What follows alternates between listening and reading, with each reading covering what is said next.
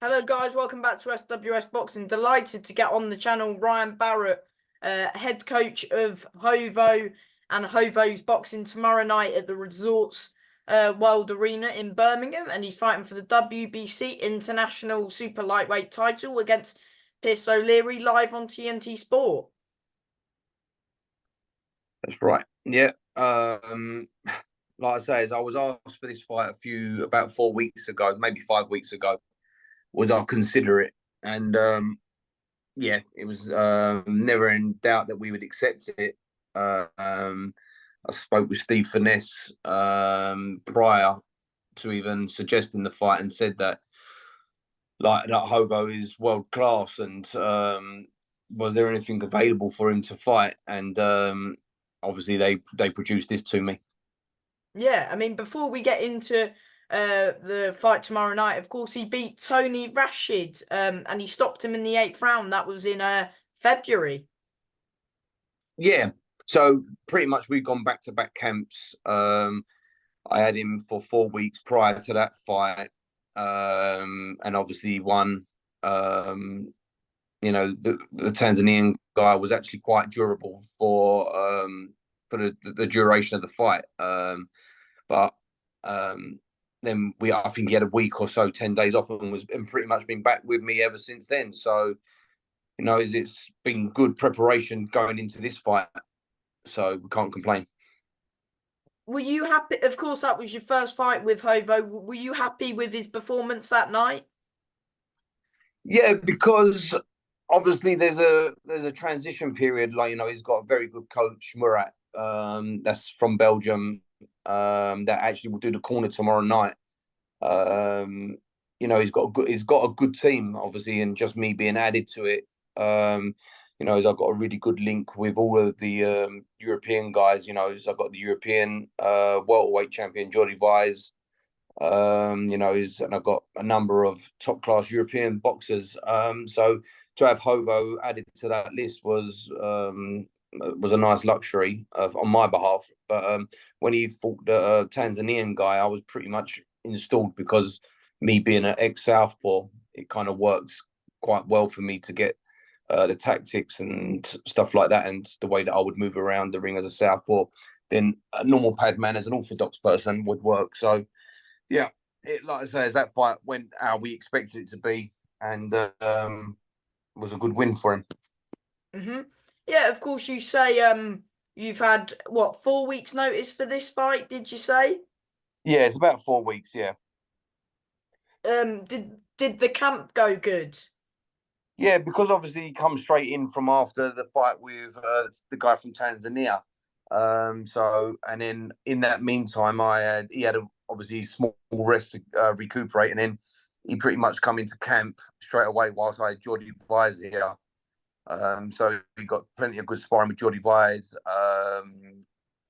Who else was the other one? Jordi was sparring.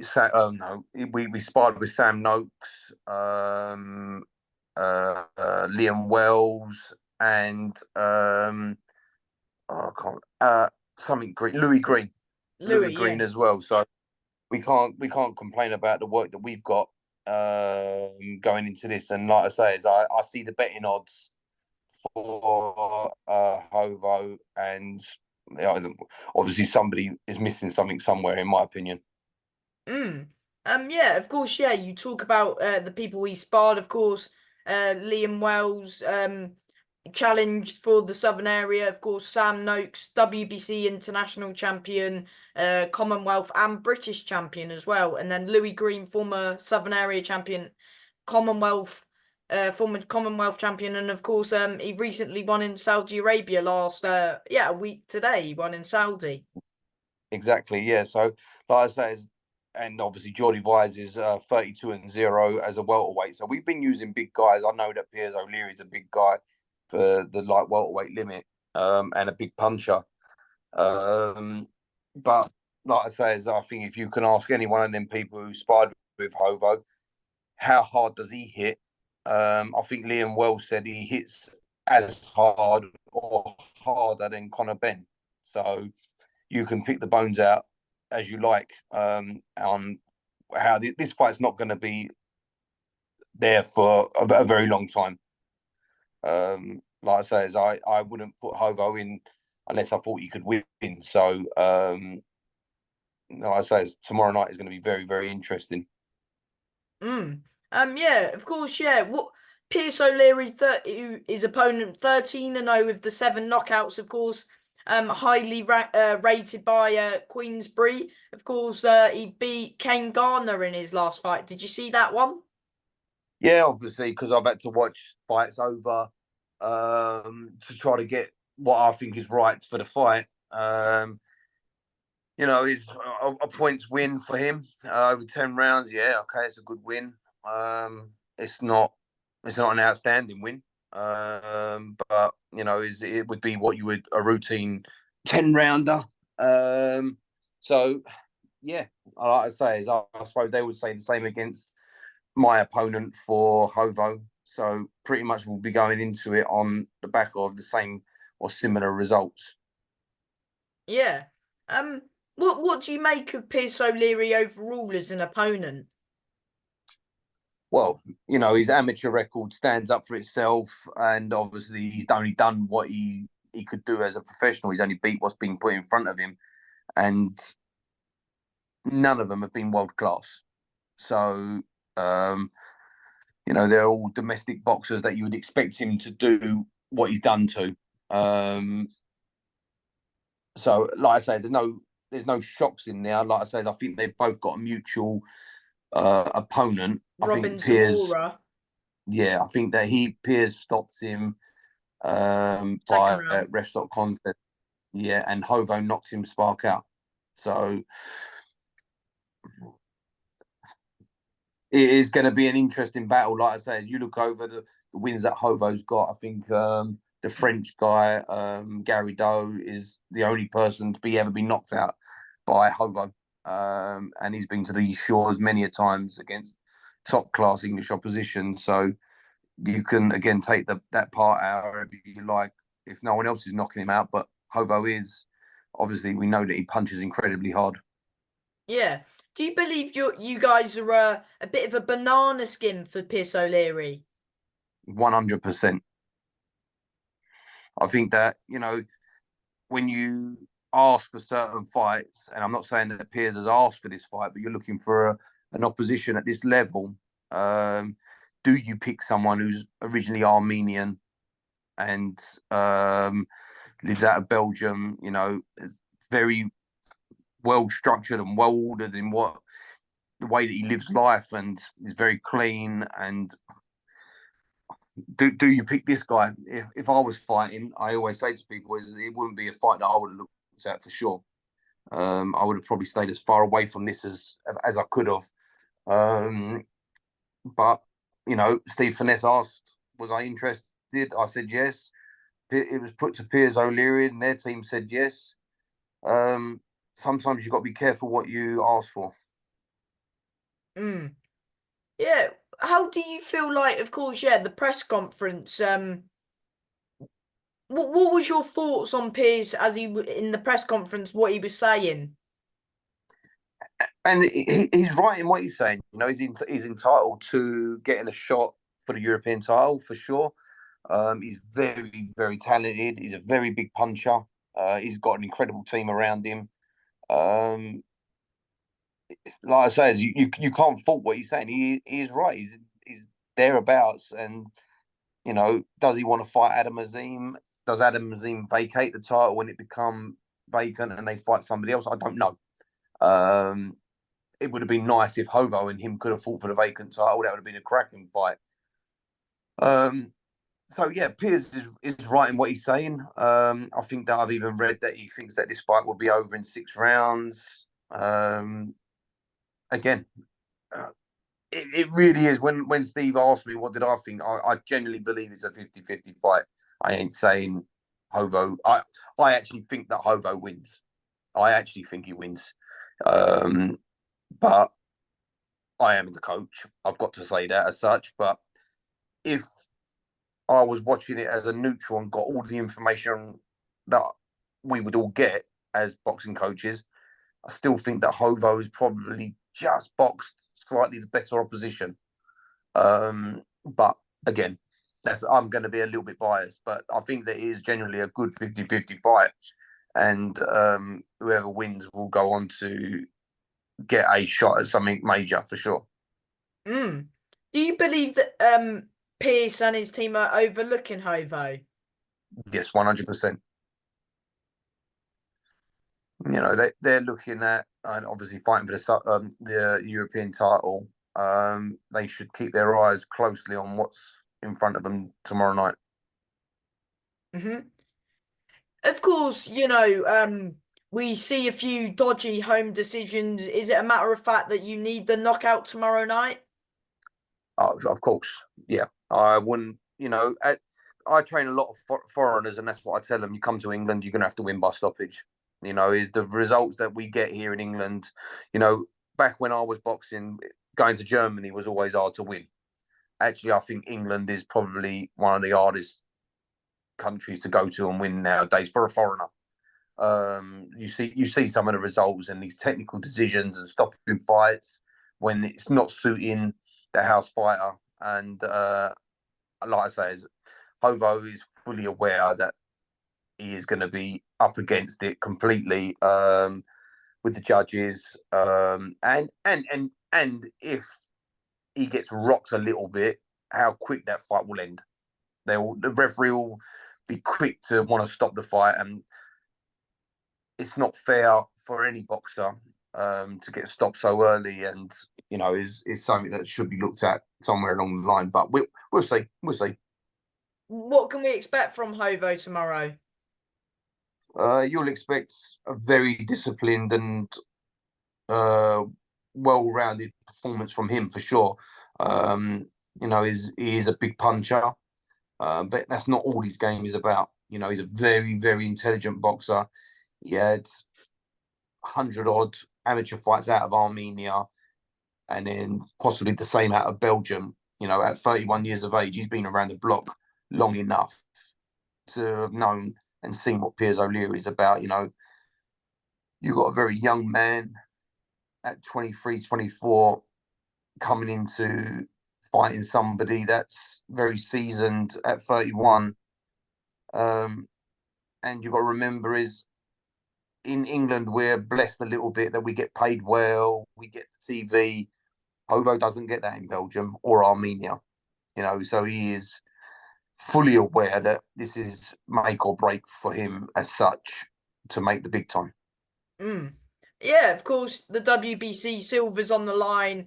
Yeah, what does that belt mean to Hovo and of course you guys as a team?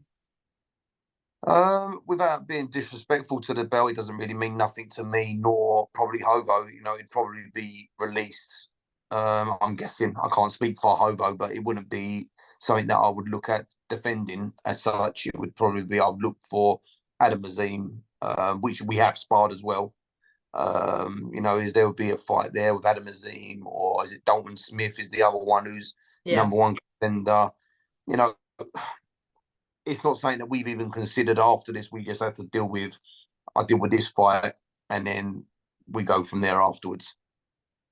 Yeah. What time is Hovo on tomorrow, do you know? 6:15. 6:15. It's on. I'm guessing it must be the first televised fight. Um, like I say, it's going to be a cracker. It could be fight of the year. It really, really good. If they both get at it the way it should, the only winners are the spectators Mm. because neither boxer are probably getting paid enough, and probably neither boxer will get the credit that's deserved afterwards. Do you feel like, of course, yeah, do you feel, of course, there's lots of good fights, lots of good title fights on it as well. But do you feel like this is the fight to watch tomorrow night and explain to the fans why it is? Oh, this will be fight of the night without a doubt. Like you're talking about, you've got the world number 65, which is Hovo, and then you've got the world number 55 taking a gamble at early stages in their careers against two very hungry men that want to achieve a lot. And like I say, the only winners are the spectators. This will be the best fight of the night. Hmm. Yeah, yeah. I forgot what I was going to say now. Can we talk about Geordie as well? Geordie Ways, is it? Wes? Johnny Vice, yep, yep, Look, Jordy, yep. did he won, didn't he? What was it, on points or was it by a KO? Yeah, no, he won on points last weekend. I was in France. He won very easy, defended his European title. He won by 8 rounds, 7 rounds, and 6 rounds. There was never no question in that. So we're just looking for what's the next option. Is ideally I would like Josh Taylor. Um, for the right money. Connor Ben for the right money. Um, any of them Cat guys, roll? sorry. Cat roll. If Catchell can beat Josh Taylor, then yeah, of course. But obviously, I think that fight's been postponed. But yeah, I would take Catchell as well for the right money. Um, you know, again for Geordie at 31, 32 and 0, we have no other options really. European champion, world number 25. So again, it'll be what's thrown at us really. Mm. And yeah, Dan Francis. Yeah, Dan Francis.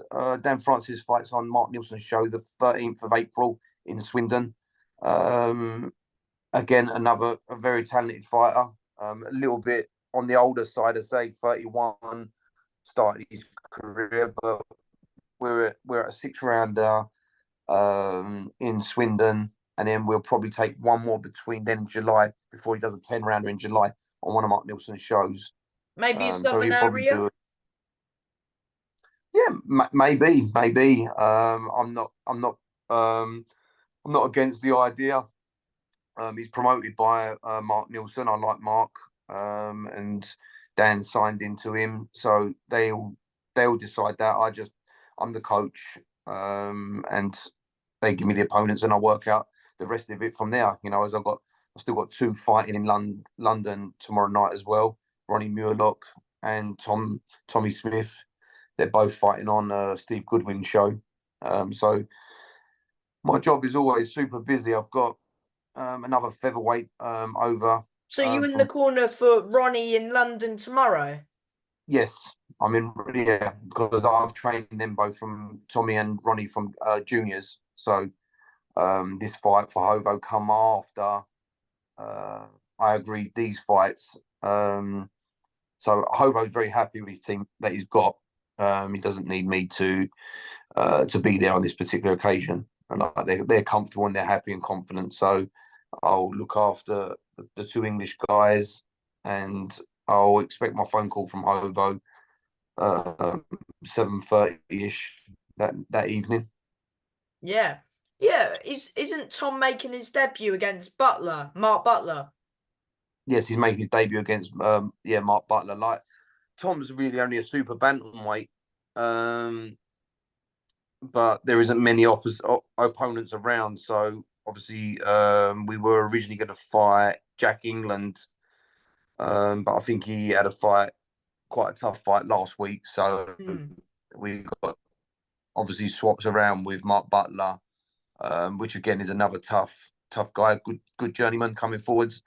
Gives it a bit of a go, so can't complain there. Ronnie's got Stu Greener tomorrow, same You got a opposition really. draw. He got a draw last week, yeah. I think Yeah. that's two in his last three fights, Stu Greener. So again, I don't want my boxers to have 20 fights, 20 wins against 20 in theory nobodies. I want them to have to work and learn their trade on the job as well. We do it in the gym, but they can't keep fighting guys of 1 and 50s and 1 and 20s that every boxer wants to fight. My boxers won't go down that road. So it's just the way that I prefer it to be. What can we expect from Tom tomorrow night? Yeah, Tom will be is a tall, slick southpaw. So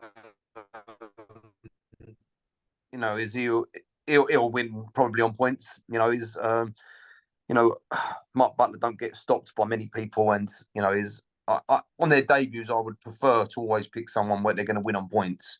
You know, I would rather to get the 4 rounds, experience the whole thing, being under the lights.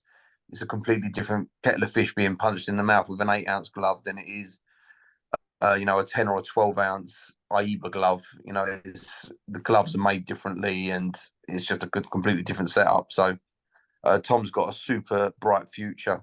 And like I say, he's sparred with the likes of Jordan Gill and Mikey Webber. You know, he's been in and around sparring top class guys as well. I've got a French guy, Dylan Limonier, over, who's 7-0. He's been sparring with him. You know, again, we don't breed them to be soft in my gym, I'm afraid. Mm. Um, and Ronnie, is it a 6 rounder or 4 rounder for Ronnie? He's a 6 rounder. Last year, Ronnie done all 4 rounders, so this year do sixes of a better opposition. I think our last fight last year was against Lee Hallett, which was nice. And obviously, there's got to be a process. You got to step up, and the next set of opposition where you've got Stu Greener. I don't know what he's 3 or 4 wins and so many losses, but obviously tries a little bit harder or a lot harder than the usual journeyman who just come to move around. Mm. Yeah, I agree. And yeah, thank you for your time, Ryan, and good luck with all three of your fighters tomorrow. Yeah, thanks a lot. And my tip for tomorrow is 7-8-9 for Hovo, but I could be a million miles wrong, but that's my opinion. Mm-hmm. Thank you for your time as always, mate. No worries, mate, and I'll see you around. All right. Yes, mate. Bye. Yeah, mate. See you later. Bye.